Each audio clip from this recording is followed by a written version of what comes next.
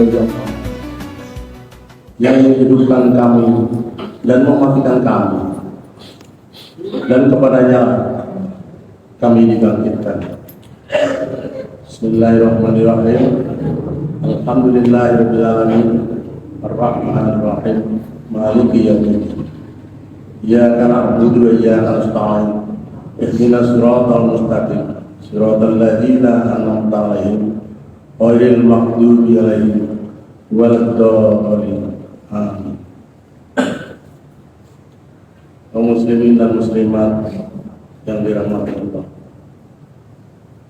sesungguhnya sholat itu adalah mi'raj. Apa itu mi'raj?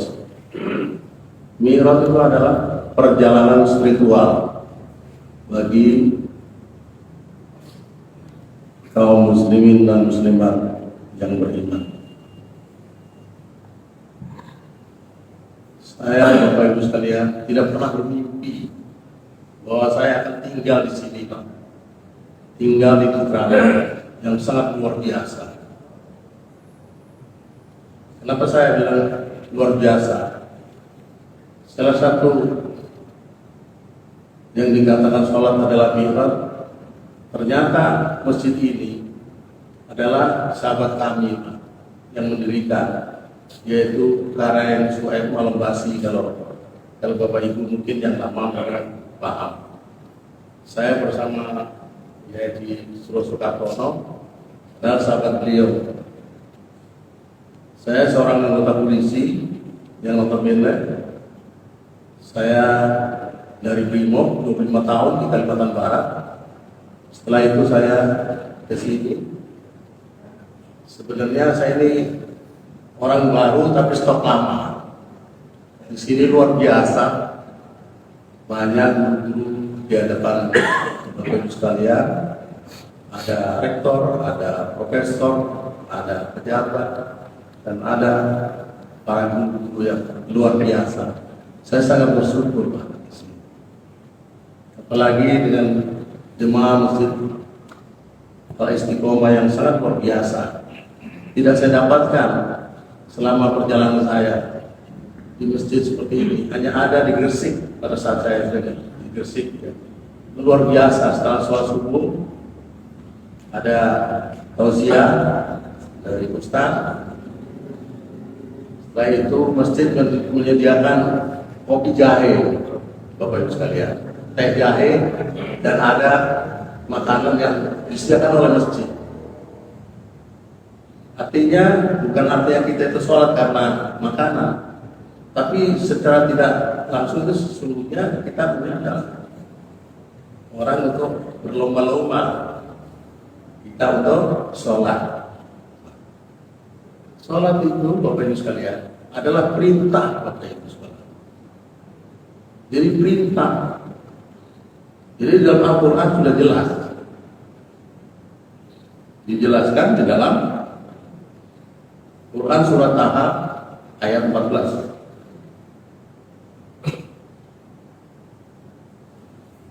Sesungguhnya aku ini adalah Allah. Tidak ada Tuhan yang hak selain aku. Maka sembahlah aku dan dirikanlah sholat yang untuk mengingatku. Jadi ini perintah. Jadi sholat itu sesungguhnya perintah. Tapi kadang-kadang kita melupakan. Sesungguhnya tidak melupakan. Semua orang sudah sholat, tapi bagaimana sholat itu ada ilmunya. Kalau belajar ilmu Islam itu sangat luas sekali. Jadi kita sampai mati pun tidak akan bisa mampu untuk mempraktekkan ilmu Islam itu. Tapi paling tidak ada dua skala prioritas untuk kita semua yang harus kita laksanakan dalam praktek, yaitu sholat dan akhlak. Dua itu saja yang kita prioritaskan, sholat dan akhlak. Karena sholat sesungguhnya itu memang perintah, dijelaskan tadi dalam surat Taha ayat 14.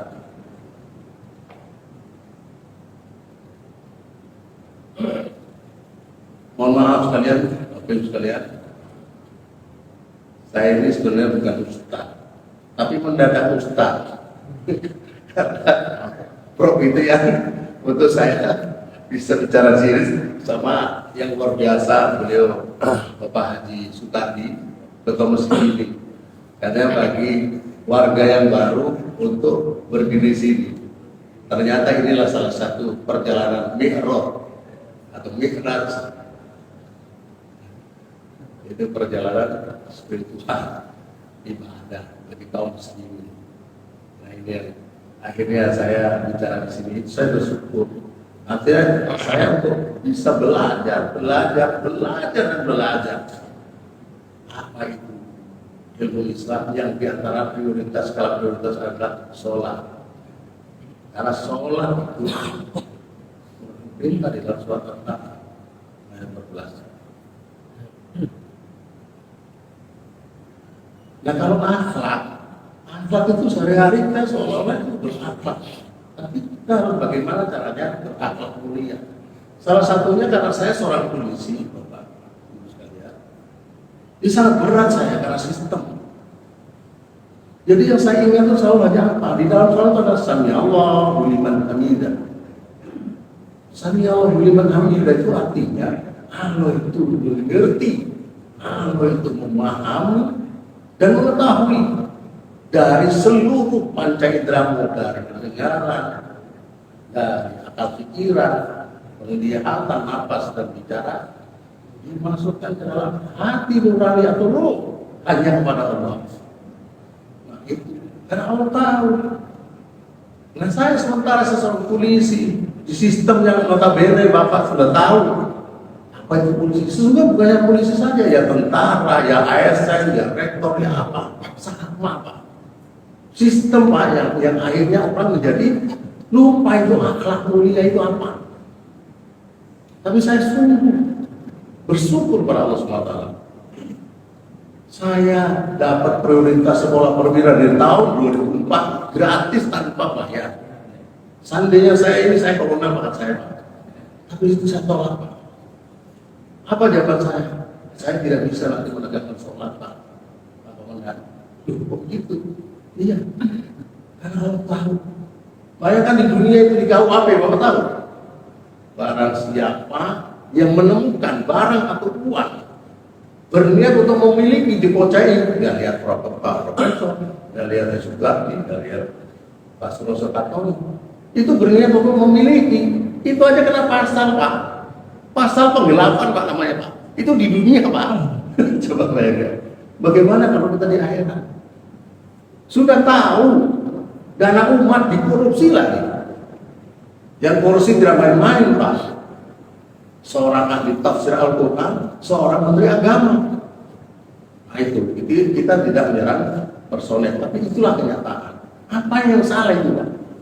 Sudah belajar sampai kemana-mana ahli tafsir Al-Quran, disumpah pakai Al-Quran, jadi pejabat negara.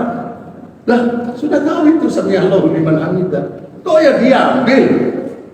Nah itu yang berat Pak, berat sekali itu Pak. Jadi itu yang saya pegang teguh sampai sekarang. Jadi saya pun jadi perwira itu karena saya nggak tahu Pak, karena saya di Jakarta. Saya dengan Pak Suroso Kartono dari 2006 kalau nggak salah. Sama beliau dulu seorang kontraktor. Ya macam-macam perjalanan. Akhirnya ketemu juga Pak Swed Karayangobasi.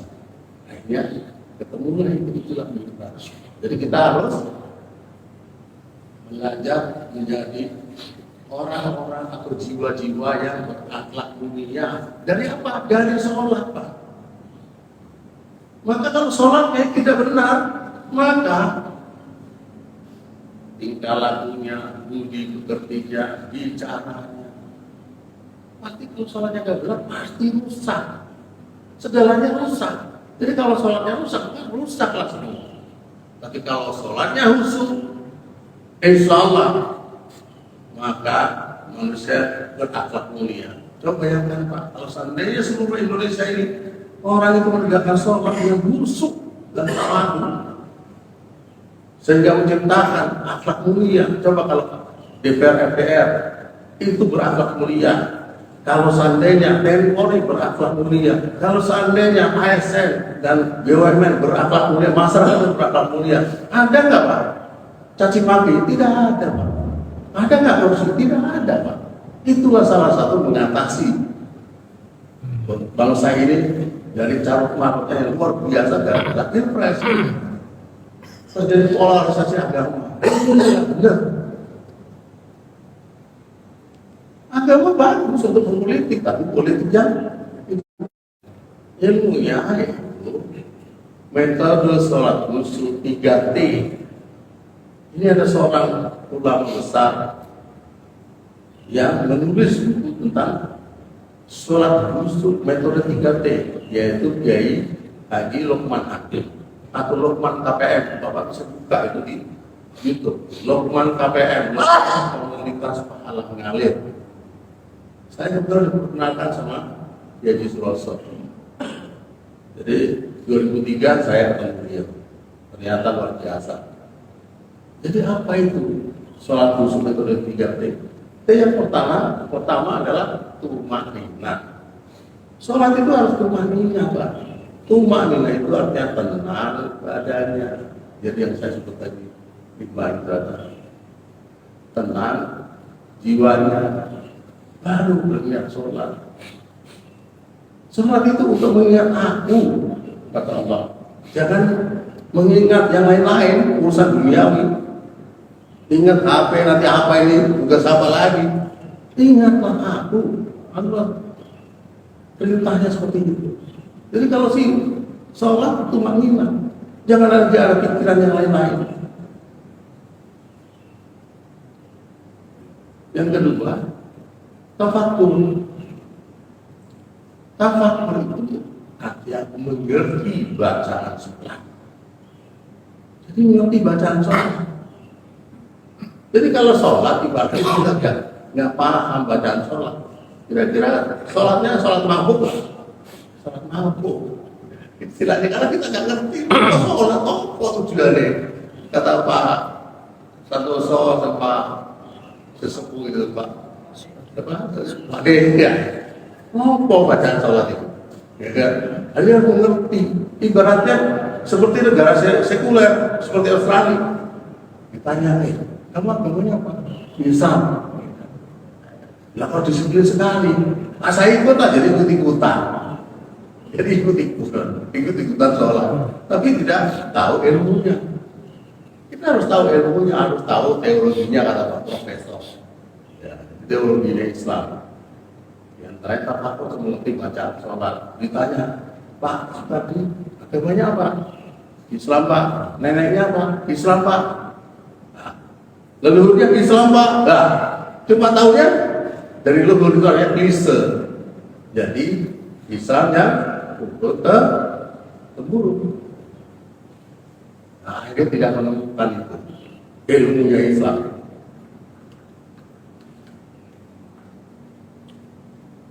Yang ketiga apa? Yang ketiga adalah tadabbur. Tumanina, tafakur, tadabbur. Tadabbur itu artinya kita itu menjiwai, Pak.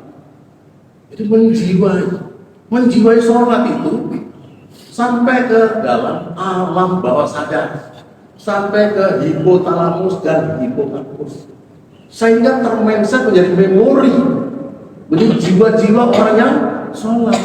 Jadi kita termemori. Kalau misalnya, wah, di sana ada wanita cantik, kata Profesor Jandaliar, itu Pak. Kata-kata itu Pak. Tapi kata Pak Profesor yang kemarin ini berceramah di sini, itu kita harus memahami siapa yang menciptakan janda itu cantik. Nah itu, ya kita ambil hikmahnya seperti itu. Begitu juga sebenarnya. Ada pasukan luar biasa. Ternyata beliau jadi ketua masjid sehingga masjid menjadi besar, sehingga cita-cita keren Suhaib Malembasi sekarang terlaksana sangat luar biasa. Mudah-mudahan niat Pak Sukari untuk diaspal, insya Allah bisa terjadi Bapak sekalian. Itu tadi karena ikhlas. Ikhlas kan ibaratnya betul-betul ikhlas, tidak harus ria gitu. Ria itu ya namanya ria karena saya menyumbang karena saya mau jadi jabat, saya mau jadi bupati. Nah setelah duduk kursi panas lupa sama konstituennya. Nah jadi berat. Seorang Amirul Mukminin menentukan Amirul Mukminin yang berakhlak mulia itu berat sekali, Pak. Bahkan kita terpolarisasi dari apa? YouTube. Aduh ya Allah, subhanallah. YouTube itu yang buat siapa, Pak? Kita harus tahu banyak membuat orang Zionis, Pak. Masa kita kalah dengan Zionis? Sehingga kita ini Islam ini diadu domba. Wah, di Mesir ada Ikhwanul Muslimin garis keras. Ya. Oh, Irak, Syria, ada ISIS. Kalau logika itu ISIS itu siapa? Senjatanya dari mana? Itulah pintarnya Zionis. Salah satu menciptakan sehingga dikit-dikit kita wah, ini ada. Makanya saya terus terangnya belajar ini gara-gara dipaksa. Sistem tadi itu laporan sampai ke Kapolri, bayangkan itu, mau nggak mau belajar, padahal dulu saya itu tapi jadul nggak mau saya pakai ini. Karena banyak sekali asas mudaratnya daripada manfaatnya. Manfaatnya nggak bisa, seperti contoh untuk belajar sholat khusyuk metode 3T bisa melalui Zoom. Nah, kita bisa belajar di sana. Nah, itu ada asas manfaat. Mudaratnya banyak lah. Buka duluan. Banyak ini. Cewek-cewek yang luar biasa ini, waduh, kan? Kayaknya mudarat. Jadi kita harus belajar tadi itu. Jadi yang terakhir ada tadabbur tadi. Tadabbur itu atur jiwa yang dari jiwa orang yang sholat yang berakhlak mulia. Itu yang diharapkan. Jadi kita betul-betul, jadi kalau udah sholat ya udah tumanina. Harus menyatukan panca indera dan nurani hanya kepada Allah. Jangan mengingat yang lain. Hanya kepada Allah. Ditambah lagi akhlak mulia apa? Yaitu tadi tirakat hati nurani yang bersih.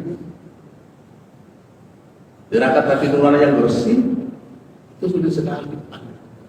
Jadi bayarnya kita sholat seperti kayak dijajah mentah. Kita seperti ahli ibadah, ahli baca Al-Quran, ahli sodako. Tapi itu bisa tertolak amalnya, Pak. Kalau tidak bisa tirakat hati nurani yang bersih. Tirakat hati nurani itu yang sangat jos kata ulama.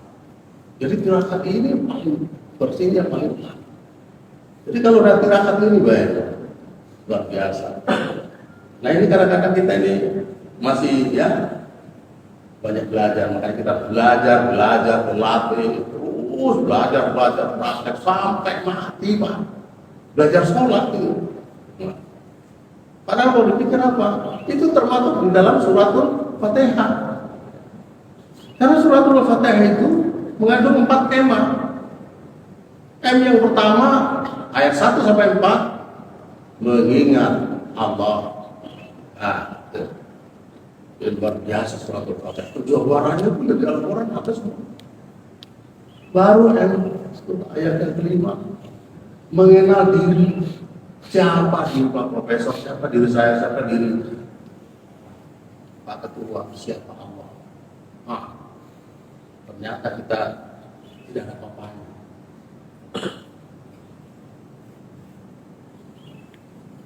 Ayat ke-6-nya yaitu mengenal diri. Kita belajar agama, belajar ilmu pengetahuan, cari pekerjaan. Setelah itu apalagi mencari jodoh, kita menikah, kita sosialisasi dengan masyarakat, mengenal hidup. Baru yang terakhir, M yang terakhir adalah memperbaiki hidup atau memperbaiki diri. Ada 4 M. Itu dari suratul Fatihah. Mudah-mudahan Bapak Ibu sekalian kita sama-sama belajar berpraktek sholat khusyuk, Tirakat hati nurani yang bersih aja itu insya Allah bisa masuk surga, Pak.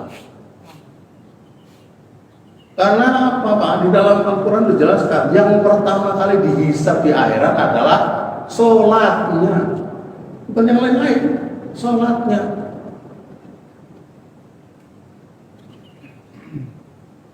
Jadi kalau kita sholatnya nggak baik, ya bagaimana kita yang baik, bagaimana kita bermasyarakat yang baik, bagaimana kita bersosialisasi dengan masyarakat baik, selalu intinya tidak curiga, sakit hati. Wah, itu bagian dari penyakit hati, kata Pak D.